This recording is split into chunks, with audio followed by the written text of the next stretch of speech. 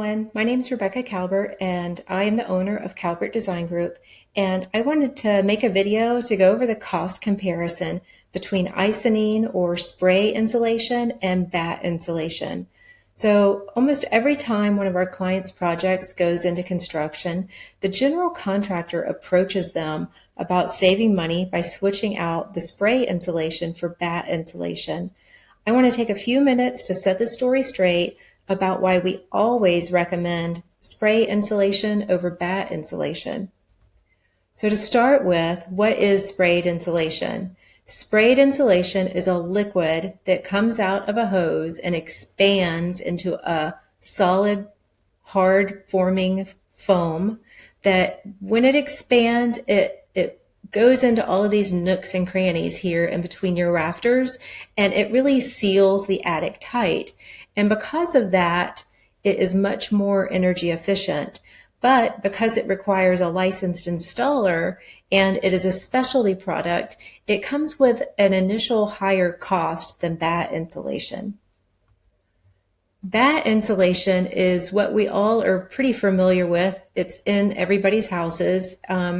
It's the rolled pink or yellow fluffy cotton candy type stuff. Anybody can install batt insulation, really. Anyone can go to a local hardware store and buy a roll of insulation and figure it out. So it doesn't really require a high skill level to install it. All you really need to know is that you shouldn't squeeze it down tight or pack it hard into locations because it relies on these little air pockets. And that is actually what's causing a lot of the insulation effect, or those air pockets. So the only thing really to know about that is that you shouldn't pack it hard into crevices. So it's less expensive to install, but it's also less energy efficient than spray insulation. And that's the point of this video. In this video, I'm going to go over how to quantify that cost of energy efficiency so that you can get a true cost comparison for not just the initial cost of installation, but how that cost pays off over the life of the building. So what normally happens to our clients is that when the general contractor prices the project, he comes back to them with some value engineering items. And he says, hey, I found a way to save you over 22 grand on your project. The owners are usually really excited about that cost savings. And they come to us and they ask us why we didn't specify a lesser expensive product. And that's the point of this video. I want to defend our recommendation for spray insulation. As an owner, slow down and really think about it for a minute.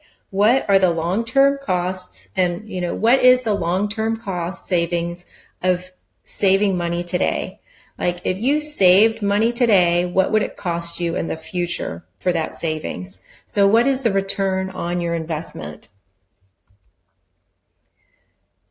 The way to compare the two insulation costs is really to compare the installation costs, the cost to finance the additional cost of the higher product. Then you need to look at what kind of money you're going to save operationally over the lifetime of the building. And then you really need to add those three items up and come up with a bottom line cost. So the initial cost for spray foam insulation was going to be $22,500 on our example building. And for this hypothetical concept, our example building is a one-story wood-framed commercial building that is 10,000 square feet. And some of this data is actually pulled from real projects and the historical knowledge that some of our client owners have had. So the initial cost for the spray foam insulation runs about $22,500. So when the contractor comes back and says he can save you that, what you really need to do is remove the cost that the batt insulation would have cost. So you're not just saving $22,500 because batt insulation costs $9,000. So you've got to take that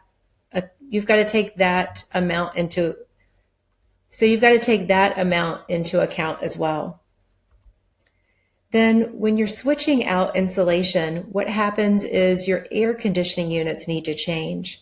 So Spray insulation is so much more efficient that when the engineers are pricing out the air conditioning units for your building, they actually can size smaller air conditioning units whenever you're using spray insulation.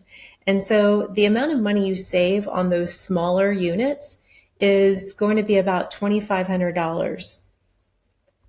Then there's also the need to seal your attic whenever you're using batt insulation. The way I described that spray insulation as expanding into the attic, into all those nooks and crannies, since batt insulation doesn't do that, the contractor is actually supposed to send somebody up there to tape and caulk the attic. And so there's some money savings there as well, because you're not having to pay somebody to get up into those awkward small cracks and really seal your attic tight. So when you offset the initial cost savings of $22,500 with what the batt insulation would have cost, what the air conditioners would have cost if they were bigger, and then also the amount of money it would have taken to have somebody seal your attic, what you're really saving, your net savings, comes out to be $9,000.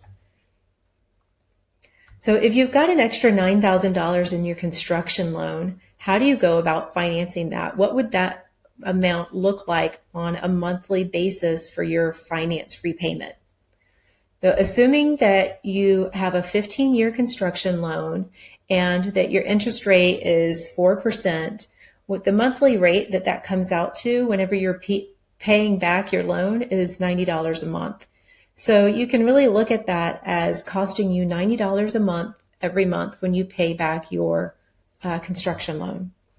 So now let's look at the operational savings.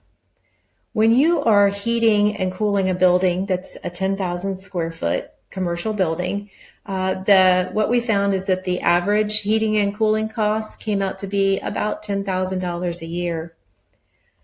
But when you're heating and cooling a spray foam building, it came out to about $6,200, $6,240 a year. So it's less expensive, but it's really hard to see the difference in what that does to the cost overall until you add up these amounts. So when you subtract the $6,240 from the batt insulation building, you end up saving $36.45 a year in your air conditioning and heating bills. And when you divide that by 12, it comes out to about $300 a month. So maybe you can jump ahead now and see where I'm headed with this.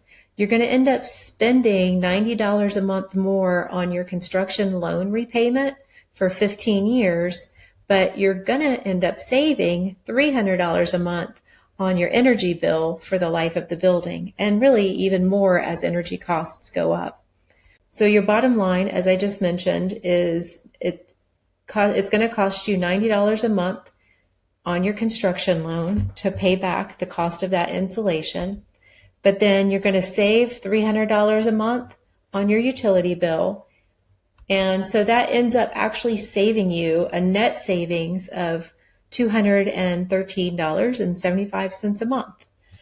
So you can take these numbers and you can average them up or down according to the size of your building and kind of come up with your own estimates of what it would save you to use spray insulation as opposed to batt insulation. So the yearly savings with the spray foam insulation is just over $2,500 for this 10,000 square foot building. And then also a nice little side note is that if you have a building type that's required to be sprinklered, there's actually extra savings in using the spray insulation because you can change your sprinkler system to be a less expensive system.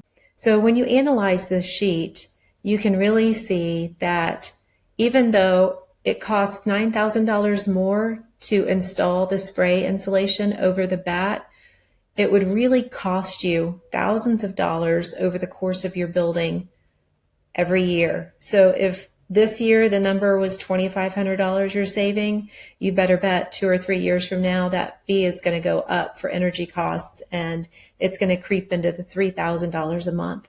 So over the course of your building, it's really a smarter play to go ahead and bite the bullet install the spray insulation, and save yourself money every single month for making a smart choice. So given the two choices, my opinion, spray foam insulation is a no-brainer, and it's what we use and specify on all of our buildings.